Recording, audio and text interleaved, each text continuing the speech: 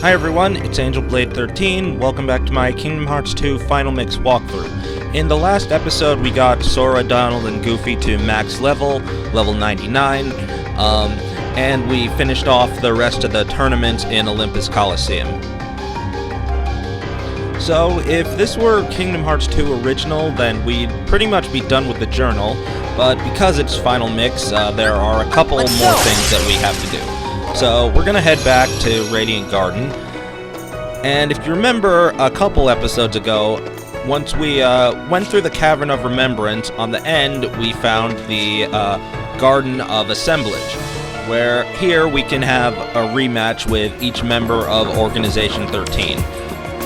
So, like I mentioned before, they've all effectively been level grinding on their own, so they're at max level. We're at max level too, but you want to keep this in mind, especially on critical mode, but even though we're at max level, they can still take you down very quickly, so you have to be careful. As far as the techniques that they use, they have all the same abilities. They're just going to be using them in different patterns, and for everyone, obviously, it's they're going to have a lot more health, and they're going to do a lot more damage, so I'm gonna, equip Ultima Weapon. Doing this as a speed run, you'd more than likely be switching your Keyblade back and forth to a couple different ones. They use Decisive Pumpkin for most of them, because it's with combo boost technically has the highest damage output, but I'm gonna kind of do this in sort of a standard way. Again, we've seen all the abilities that they have, but there are going to be some differences, and I'm going to point out, just some different suggestions on how to deal with them. There are a lot of different ways to do it. When you have time, you should definitely check out some people doing these as speed runs and just how quickly they demolish these guys. It's really cool. But, again, I'm going to do this normally because I know how to do it normally. And as far as Donald and Goofy, we're going to give them their weapons that actually resemble the different organization weapons.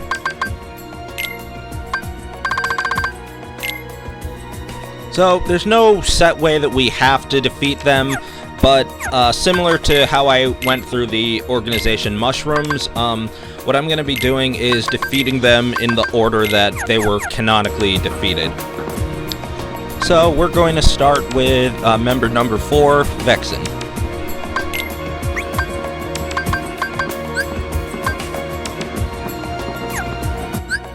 And before I go in, I'm going to change Donald and Goofy's limits back to their sort of boss battle limits as opposed to their crowd control limits.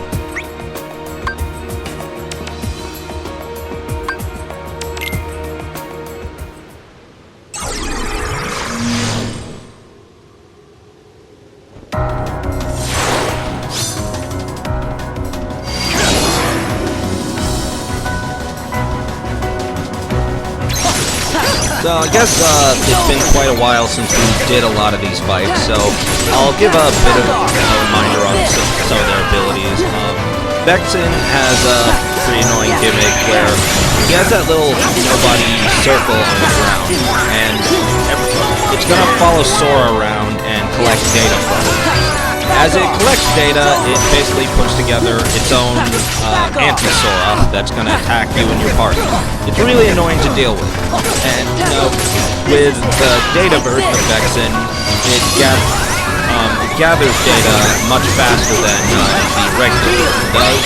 And he's just going to go around and attack similar to the way you attack as anti-Sora. It can really mess up some of your combos. You can defeat the anti-Sora if you absolutely need to. Sometimes you're gonna have to, and sometimes it'll just happen as you're attacking Vexen anyway. But it's not gonna be your main focus most of the time because you can continuously just make more versions of it, and the more the data gauge is filled, the stronger the anti-Sora is gonna be.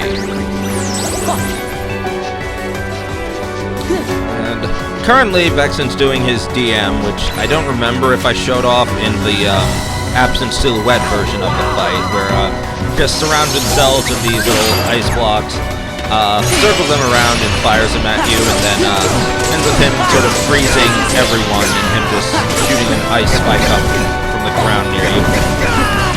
Naturally, Vexen being a ice-based enemy, fire is very effective against him, although you do have to break through its shield before you can do damage to it. That's pretty close. Light.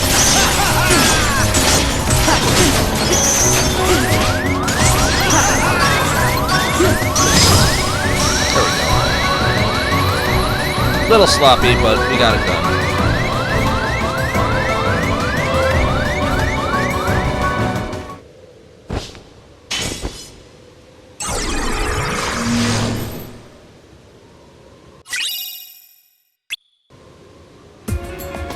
Now, we will get a specific item every time we defeat an organization member. The ones that were defeated in Chain of Memories, or the ones who we had fought the absent silhouettes for as not part of the story, those ones are going to give us the lost illusions that I just got. Now, I mentioned this in the previous video. One thing you really need to be comfortable doing is not healing yourself immediately. To clarify that, I mean, you don't necessarily want to use Cure immediately when your health is kind of low.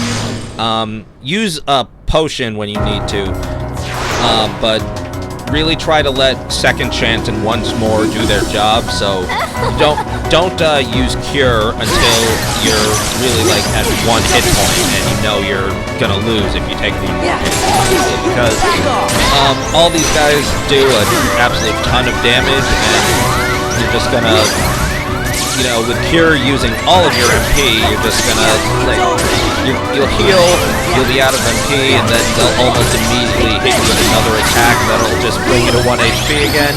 So you really want to get used to that, and knowing when you absolutely have to use Cure as opposed to trying to use a potion.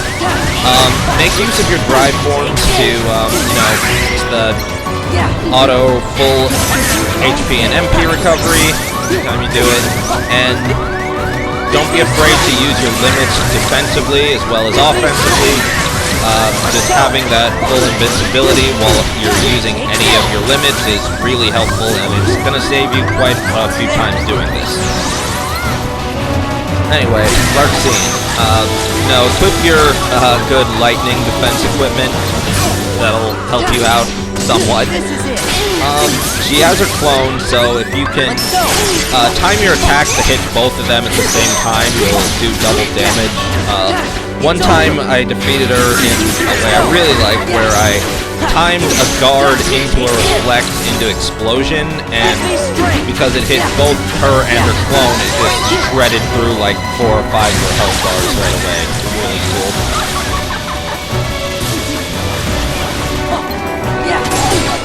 Back off!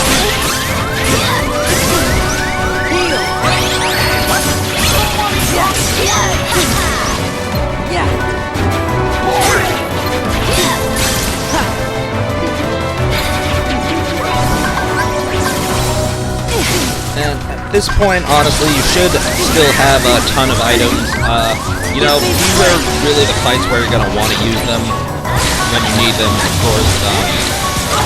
Buy more, or, you know, synthesize whatever you need to. You do want to get a bunch of high potions and ethers for, you know, you're not really going to need them that much for, like, story-related things. You want them for these big boss fights now.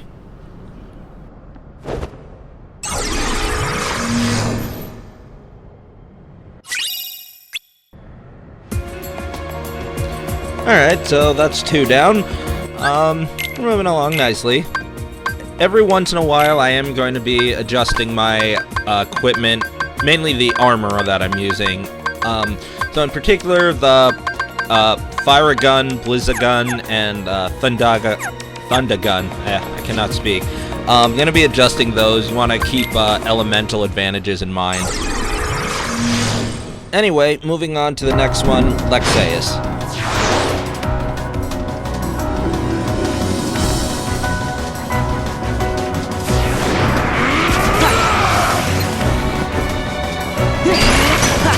So with Lexaeus, his gimmick is that he has his power level up in the right corner above his health bar. He's gonna gradually power up as the fight goes on, and as you do damage to him, the higher his power level, the more damage he's gonna do to us. So, you can't particularly make his power level go down. But we can, if we time our guard properly, when he sort of charges up and attacks the swing at us, we can temporarily, like, raise our power level up to the same amount and do a ton of damage to him. So, that's pretty useful. Here's his DM where he sort of just flies off the screen and basically causes an earthquake when he hits down.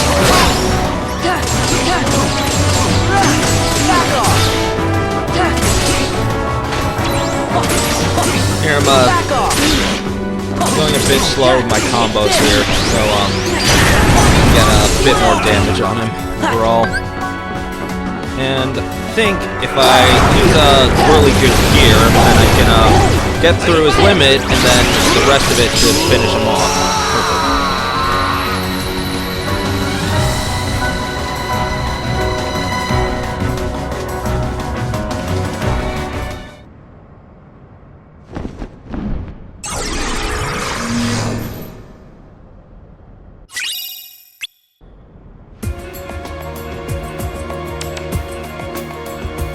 Alright, not too bad.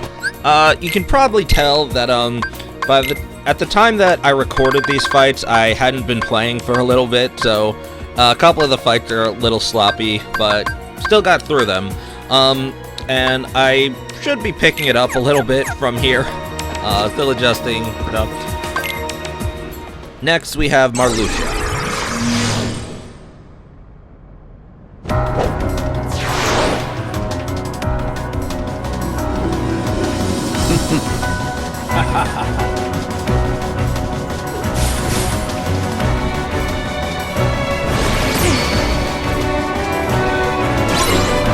So, the first thing Marluxia does is teleport over to Sora, and he puts a counter above his head. And the number reflects Sora's current level. So, this is probably the only one of the data fights I actually consider a little bit easier, honestly, because every time Marluxia hits you with the scythe, Sora, the counter above your head is gonna go down. You can recover it by using a certain reaction command on him. So, naturally, because we're level 99, it would take him 99 hits for the counter to get to 0. And the counter getting to 0 is the same as losing all your health. So, at the time I did the absent silhouette, I was somewhere around level 40. For playing on normal, you're probably a little bit higher. I think usually like 55 or something like that. But, you know, usually you're not gonna get hit 99 times by a scythe without recovering anything. And the scythe hits don't actually do damage, but any of his like moves where he summons like a pool of black energy, those are gonna affect your health bar.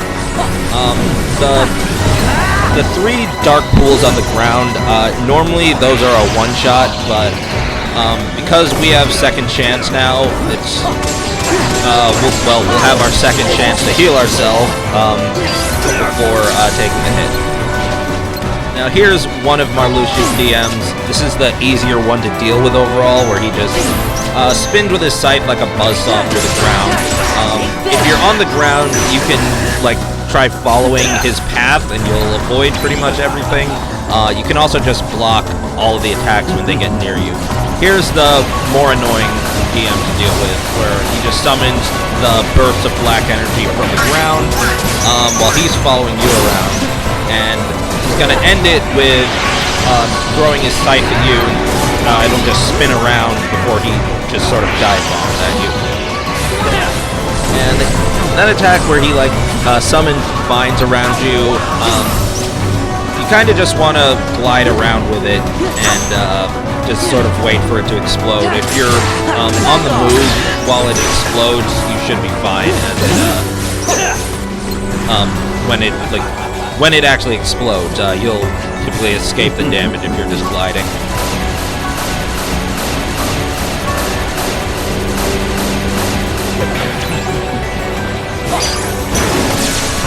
So there I timed my reflect into a counterattack a bit better, but then I whiffed on my combo, so gotta go through a little bit more. That's almost it.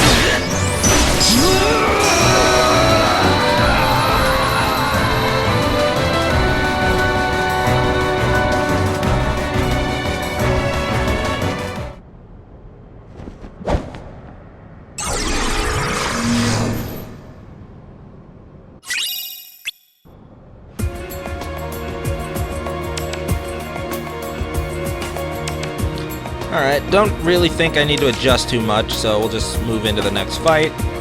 Here we have Zexion.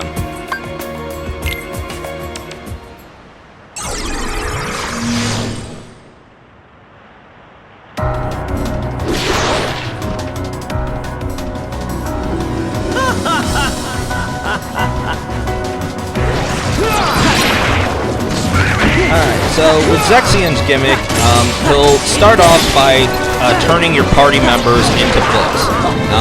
You can attack the books to free them. They'll each have their own health bar. So he always starts with targeting one of them. Eventually, after enough damage is done, or if both Donald and Goofy are already made into books, then he'll just turn you into one, and you go into Book World, which is really annoying, honestly.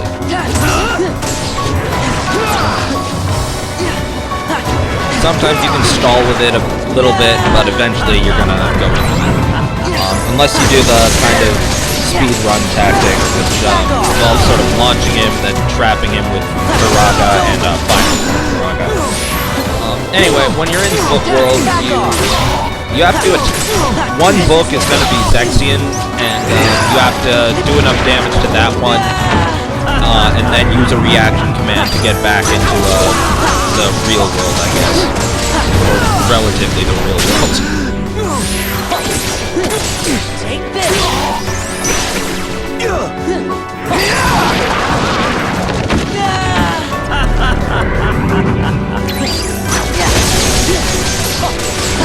In Book World, he can throw the other books at you, and he can do these little explosions.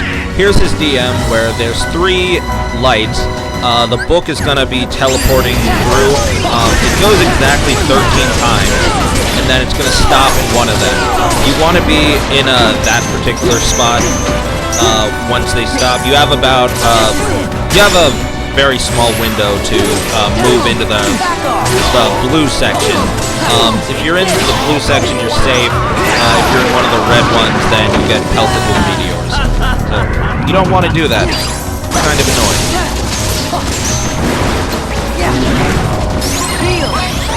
I have to go through that one more time, hopefully. Oh, that was really lucky.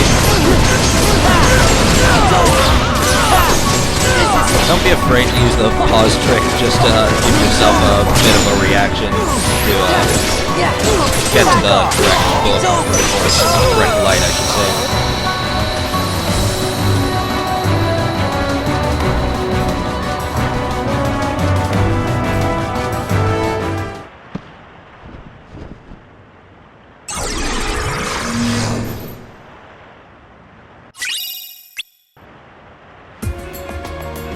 Alright, doing a little bit better.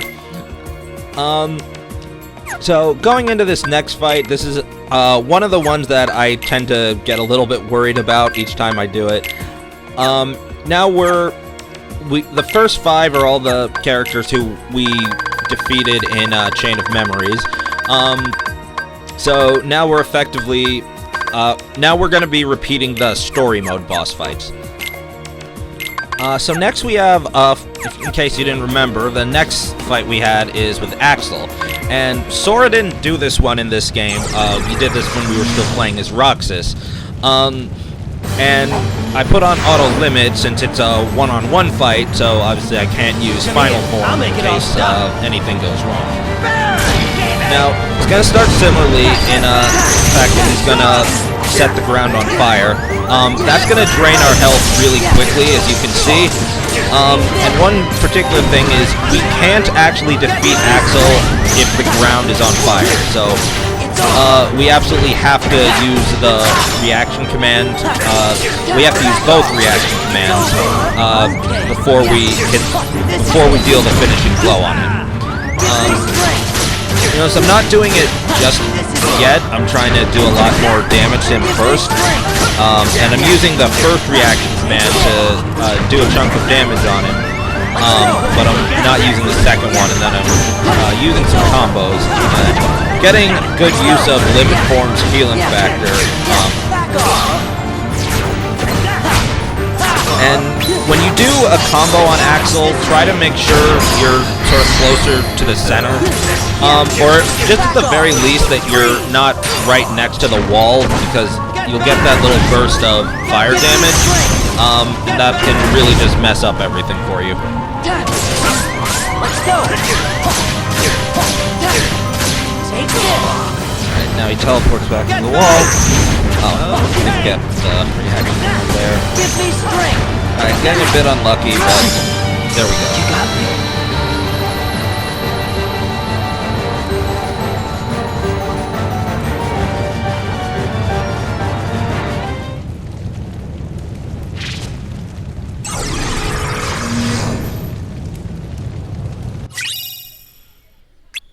Okay, so now, anytime a member drops like a boost like that, obviously make sure you're using it. I mean, even though we're at max level, it's still gonna be pretty helpful to you.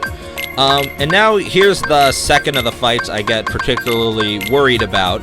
I'm actually gonna give myself all ethers here.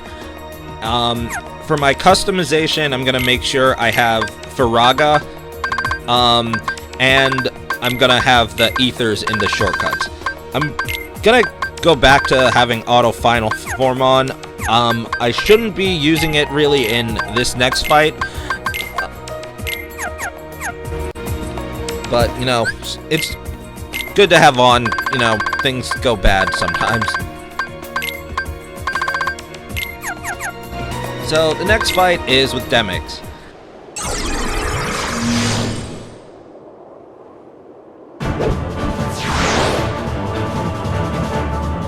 Water dance! Alright, so another fight we did quite a long time ago. Demyx's gimmick is that he summons these various water clones at different points. And it's pretty random as far as I know. He does start with 13, but then whenever he feels like doing it, he'll summon them like in groups of 25, 50, and 75, and you have to defeat all of them within 30 seconds. In the story mode fight, the time limit you got varied, but this time it's always 30 seconds.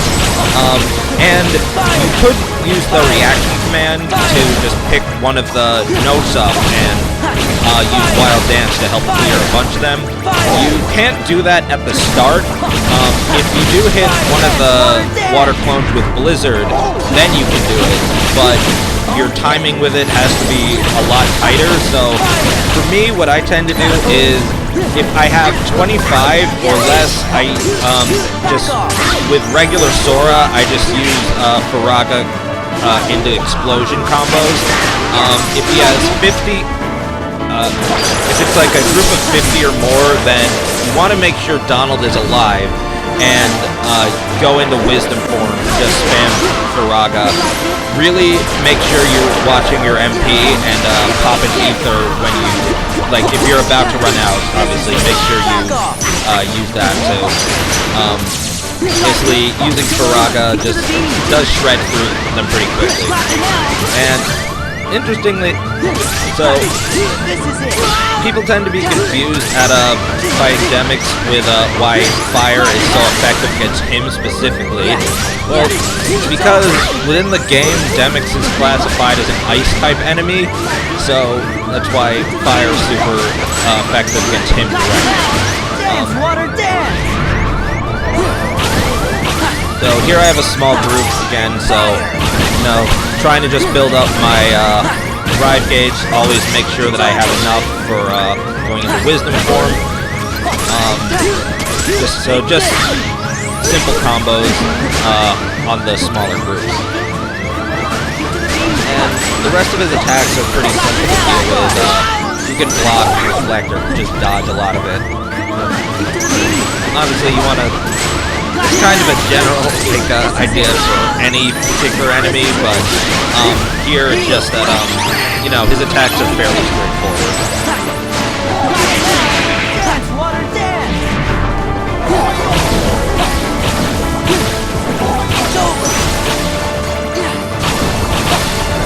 Kind of close to him using his DM, which is going to be similar in exactly what it is, but your timing has to be really tight. Let's go! Fire! Fire! Fire! So having all your finishing pluses is pretty helpful here, I find it to be. Fire! Water, dance! Fire! Dance, water, dance! Alright, now it's time for his last one. For his final, he summons 99 clones, and you've got 30 seconds to go through all of them. Here, again, absolutely make sure you're able to go into wisdom form. Just spam Firaga as much as you can. Really look at your MP gauge. It's very frustrating if you get to when you're... You know, you're really close, but then you run out of MP, and then you can't finish it off in time. Alright, so we're through the ones that I get particularly worried about.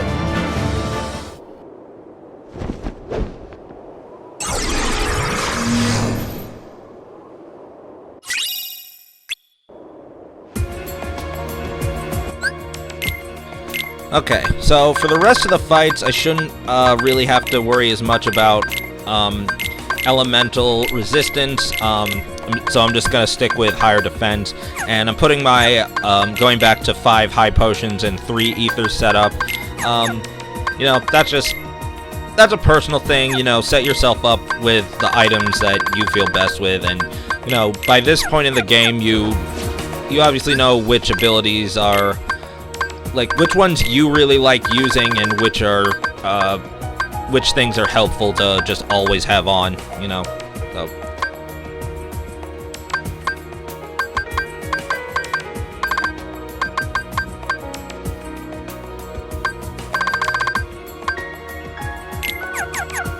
So for the various cuts that I'm doing, usually that means I adjusted my equipment and left the room, you know, in the case that I lose one of the fights, it's just so I don't have to adjust my equipment again. Anyway, here's the rematch with Xaldin. Come on. Back off. Alright, got a bit greedy there. Another piece of advice, try not to do too much damage at once. Eventually, the bosses are going to sort of break out of most of your combos, unless you're doing like one of the ways to abuse the AI a little bit. But most of the time, if you just keep hammering at them, they'll eventually just break out of your combo and you know, just counterattack pretty hard. Xaldin's main difference here as far as how to deal with his techniques, when he does that technique where he sort of, you know, where he's jumping down on you multiple times and then does one final one, he does the final hit much faster. So you're gonna use reflect, but you know, you had to wait a few seconds when you got his Q for the last one, but now you basically have to use reflect right away if you want to counter it with that.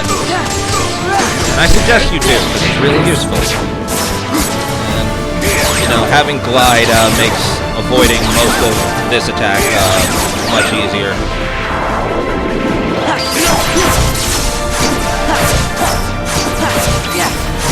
So, similar to the story mode fight, try to stock up on the jump commands. They do an absolute ton of damage to him. Particularly if you're using the Guardian Soul Keyblade. Its ability is reaction moves, so actually it's super effective at that. But even without it, you know, it shreds his HP pretty quickly.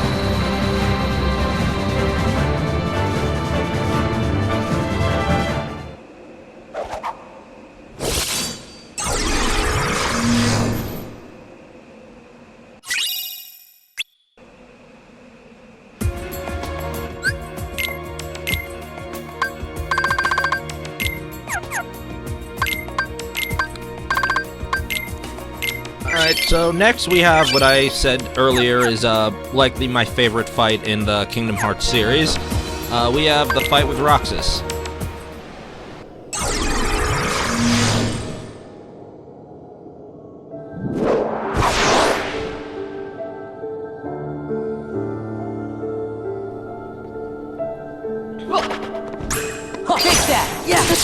Roxas does still start off with his wide sweeping attack. Basically using Reflect into a standard combo to do some good damage, and then he'll start off countering just with a, you know, diving physical attack. And can keep that up a couple times. So now he's taking enough damage, so he's gonna add in like the sweeping lasers as he does certain combo attacks. And here's his DM where he just shoots a barrage of light bullets at us. Yeah, take that! It's over! It's over! Take that! This is it! You can do at least a portion of this fight by using the speedrun strategy again. Here he's using another kind of crazy attack that he has, which is pretty difficult to honestly counter once you've gone into it if you weren't prepared for it. Okay, so that's kind of bad. If one of these hits you, it's best to just, you know, wait it out. Again, let Second Chance once more do their job, and then just use Cure once the last one hits you. Here's an attack he can use in the regular version, but I'm pretty sure he didn't during my playthrough. You get the reaction command similar to the Samurai Nobody, and if you get the right one, then you can actually take his Keyblade and wield 3 Keyblades at once. It's pretty awesome. Eventually he takes them back though, so use a reaction command to avoid more damage.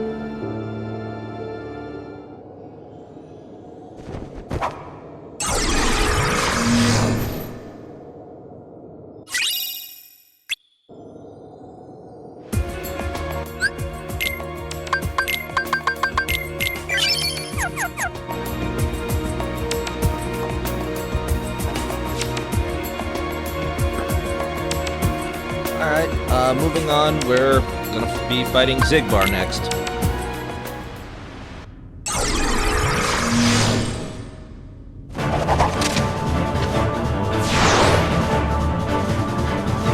You really shouldn't have betrayed us. So what do you think? Okay, so naturally Xigbar is the ranged fighter of the group. He doesn't particularly have any real crazy additions or anything to compared to the way you previously fought him. It's, you know, it's just the damage output and his health bar. So you're gonna be using a different Keyblade. You know, Hero's Crest is likely the best one with air combo boost. But that's just one option. The majority of his standard bullet attacks can be, you know, they can be guarded against, and, you know, use Reflect if you don't feel your timing is as strong. Okay. does take those few seconds to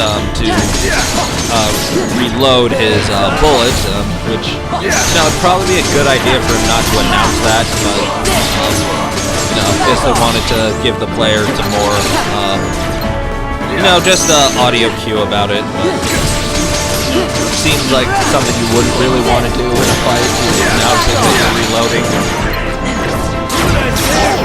Now here's Xigbar's DM, where he just, first he'll start off shooting in a circle, and then he'll just fly around the arena and shoot individual bursts, and then he just does this huge storm of it. And here, for that one, you really don't want to take any hits with it, and you can avoid it by just walking in a circle, as long as you don't run into the wall. If, you know, it's another case, if you get hit by it, I don't think you actually have enough time to recover, if you wanted to, but if you get hit in the air, then, you know, just absolutely is one that you absolutely just have to wait through and just hear when it's over. It's over. So what do you think?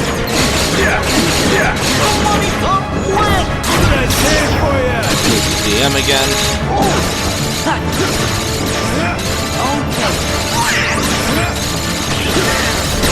Let's see how you did.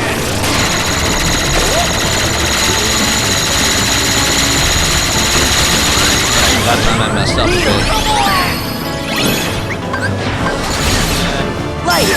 Here's a useless final form, I guess. I lost. There, that was kind of cool.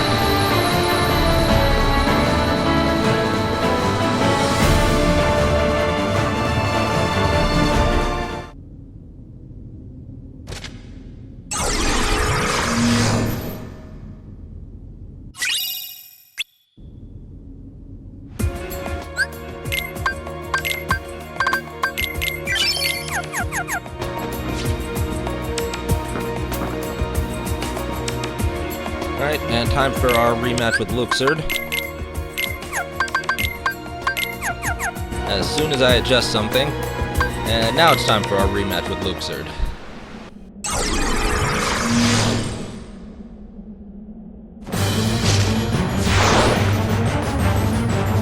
The first to run out of time is the loser. A challenge, is it? Yes. So on the plus side, the fight does not start with him immediately turning Sora into a die, so you don't have to just run away and survive for a bit. Here at the top, Luxord doesn't have a health bar, he has the time gauge. Effectively it functions the same for the most part for him, so, you know, if you do damage to him, you'll take off of his time bar. If he does damage to you, and if you, particularly, if you try to play some of his mini games, make sure that your timing is good and you're doing them correctly. Otherwise, that'll take time away from your gauge instead. If your health reaches 0, obviously it's a loss. If your time gauge reaches 0, then that's also a loss. So, I honestly don't play a lot of his games. I do go for it for this one, where, you know, you just have to, you know, find the correct version of him. Otherwise, you get hit with like a bomb, or sometimes there are a couple different effects. Honestly, I forgot what all of them do, but, you know, it's you know, just only use the reaction on Luxord and it should be good.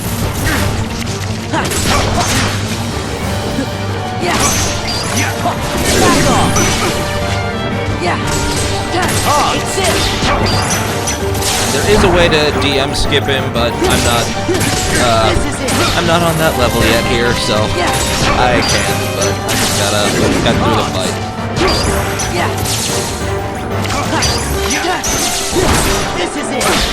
Timing your reflex into your combo can be really helpful with stuff, so, you know, try to learn the timing for that.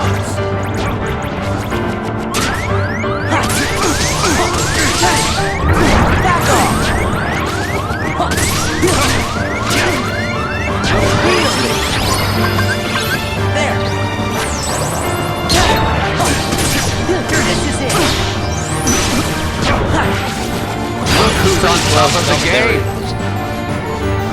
Scatter. So, the main difference between his DM this time is, for one, we can use glide to avoid a lot of this portion, but you have to do this correctly at least once.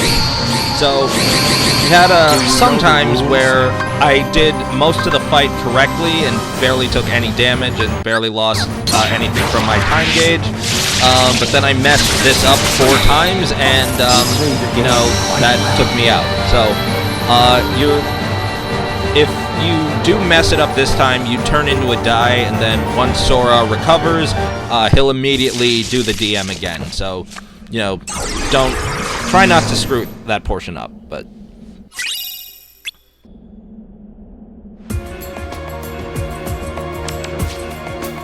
alright, we've only got 2 of them left.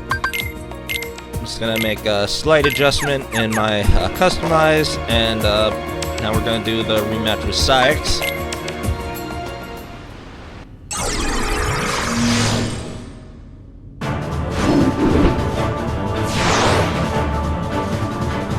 Do you feel it? The moon's power. So Saix's gimmick is that he has the berserk meter. He'll gradually be raising that as we're doing damage to him, and he's just, you know, kind of charging it on his own. So when he's in his berserk state, he's gonna effectively power up. His weapon's gonna adjust a bit, and he becomes harder to do damage to. So we have to use the reaction when he effectively throws his claymore into the ground. We use that, and we use the reaction like we use on the Berserker Nobodies, and that'll do some good damage and bring him back to normal. So we can kind of fight him in a standard fashion for a bit until he charges it up again. So now he's in his DM where he just kind of does this crazy series of attacks. You know, the amount of swings he does decreases by 1 each time he uses it, until he goes into like kind of regular attacks again. I like when he does that sort of swipe and throw to, you know, just glide away from him and guard the throw, and then you can pick it up and immediately use the command on it. Let's finish off the duck though. We haven't used that in a while. I had a heart. Surprisingly.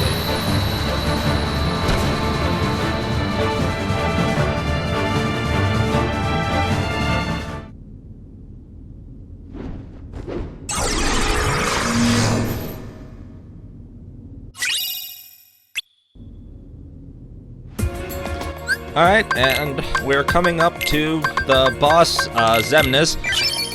This fight is, this is gonna be 2 parts to this fight. You're gonna start with the one-on-one, and then you're gonna move into the final portion where Riku is helping you. You do have to beat both of them, obviously. You can adjust your equipment and abilities however you want in between the fight. But, you know, you have to do both of them without dying to either, actually, to complete it. And in this case, Xemnas doesn't start off by putting his little, like, curse on you, I guess. He immediately just uses his DM where he does the, like, rapid combo with his ethereal blades, but, you know, they're lightsabers, come on, without the handles, I guess.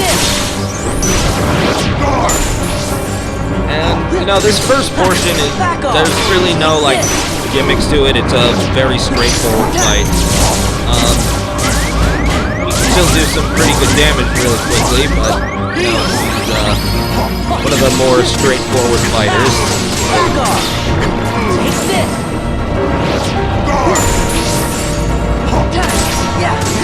This is it. We're about at this point. Okay, so now we've done enough damage.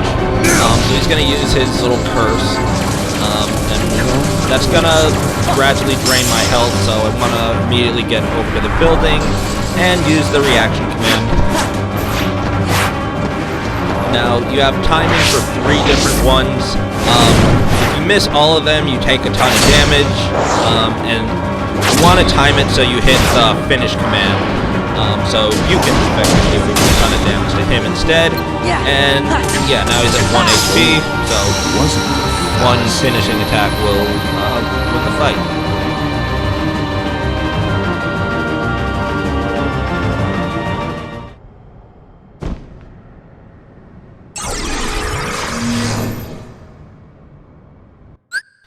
Alright, we can make any adjustments we feel like we need to. I think, you know, let me just check, but...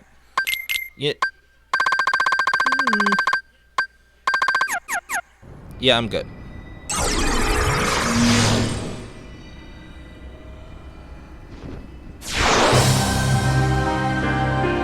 Anger and hate are supreme. Alright, so he doesn't start off with his big combo attack, but he'll teleport away and shoot these giant like orbs of nothingness at you.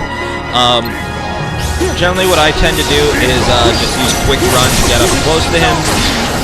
One of the orbs he's gonna shoot fairly far, and one is gonna be close up. So if you're close up to him, you know, you can just use reflect to get a good deal of damage off on him.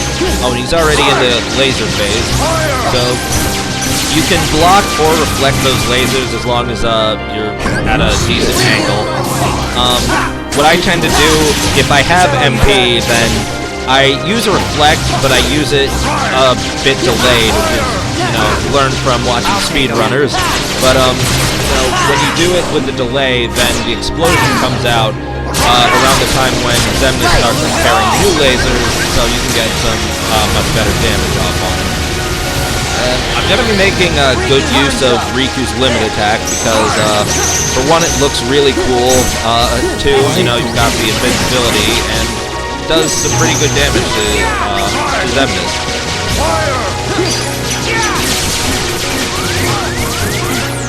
So I've been saying a decent amount, like, through this playthrough, but especially on, like, these super bosses.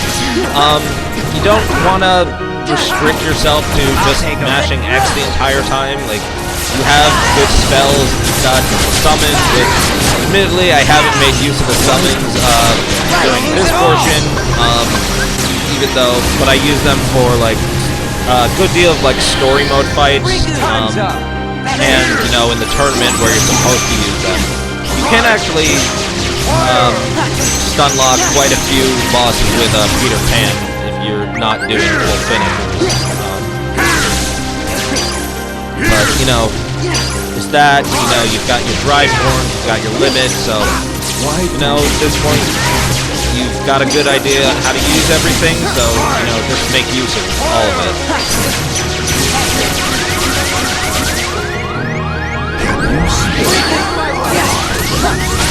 So, if Xemnas got that attack off, I would have lost. I don't think that we saw it during my story mode playthrough, but what he can do is he can effectively grab Sora and slowly drain his HP. You'll take over as Riku, while Xemnas makes a clone of himself, and as Riku, you have to get up close enough to use a reaction command before Sora's influence run out. You know, my health was very low, and on critical, you know, like, you're probably tired of hearing this, but, you know, you take just so much damage from it. That's the first time I think I've ever dodged that without, like, using some sort of invincibility to get through it. But lesson learned there. Anyway, here's Xemnas' DM, where, you know, you just have to reflect. Let's just say it's 1,000,000 lasers. I don't know, I'm not gonna try counting all these. But, you know, time your presses with X and triangle. Occasionally see people do the story mode boss for the first time, where they'll only be hitting X and, you know, they're taking damage. The data fight with Xemnas, this can absolutely shred your character's HP, and if either Sora or Riku lose all their health, then you actually lose that point. So, you know, make sure neither of them do.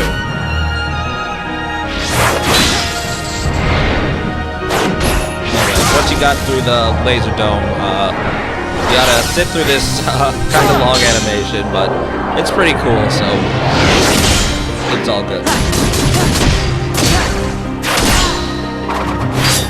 It's over. Riku!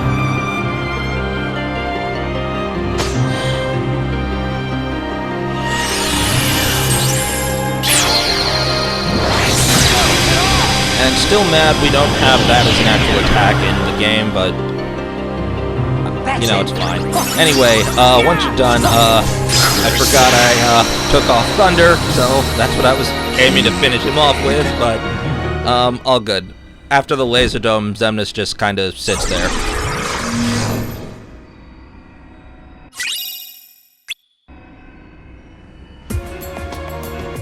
Okay, we've just gotten through the data org, so, you know, give yourself a pat on the back.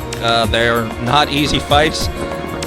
It's very fun to do, honestly, once you do get the hang of them. A lot of times I would just turn on my PlayStation and, you know, just run through them all. Wouldn't go particularly quickly, but, you know, just had a good time with it. Anyway, once you beat all of them, you get that treasure chest, and we've done a couple things. For one, we can see the missions portion of Radiant Garden is complete, and so is the treasure section of Radiant Garden. So, defeated all the data org, so I meant treasures. And let's look in our overall journal. We've opened every treasure chest in the game.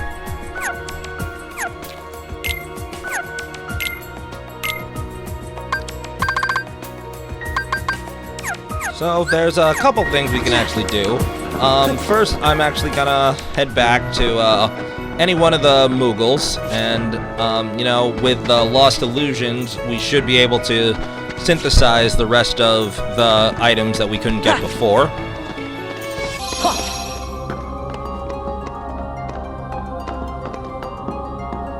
Alright, let's check in.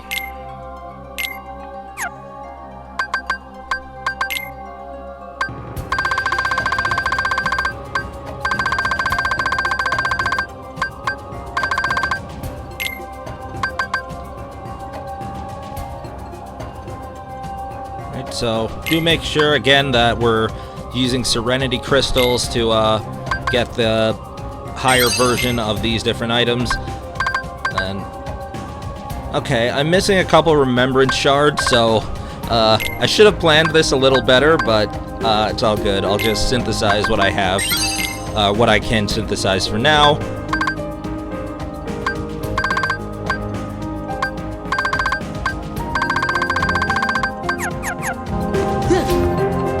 Pretty close. Okay, I just did a quick run through the Cavern of Remembrance again, and now I can synthesize that one last item. Okay, and let me just take a quick look through my journal again. Alright, and with that, we've now synthesized everything in the game that we can do. So, we're very, very close to a complete journal right now. We really just have one more thing to do. So, that's going to be it for this episode. Thanks for watching. If you enjoyed, leave a like, consider subscribing, share with a friend, leave a comment, all the good stuff. Thank you again for watching, and I will see you guys next time in the final episode of my Kingdom Hearts 2 Final Mix walkthrough. Bye!